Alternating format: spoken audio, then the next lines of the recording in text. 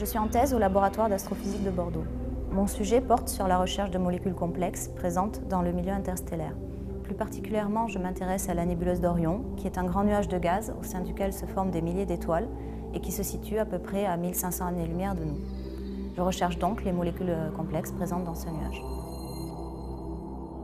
Par molécules complexes, les astronomes entendent des molécules qui sont composées de plusieurs atomes, de l'ordre de 7 à 8, et qui sont très faciles à former sur Terre, mais très difficiles à former dans les conditions extrêmes du gaz interstellaire.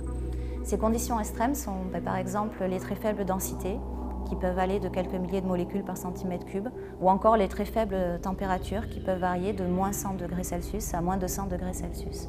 Alors pourquoi je m'intéresse à de telles molécules? Eh bien tout simplement pour essayer de comprendre la physique et la chimie qui s'opèrent dans ce nuage.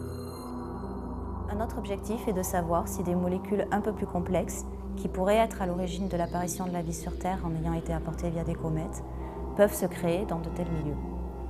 Les molécules émettent des signatures spectrales qui leur sont propres et qu'on peut étudier via des radiotélescopes ou encore des interféromètres qui sont un ensemble de radiotélescopes.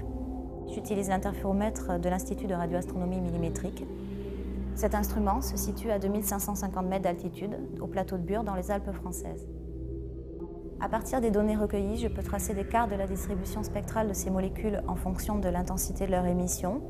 Ainsi, on peut analyser et comparer les différentes molécules entre elles, en déduire leur abondance et les comparer au modèle chimique actuel.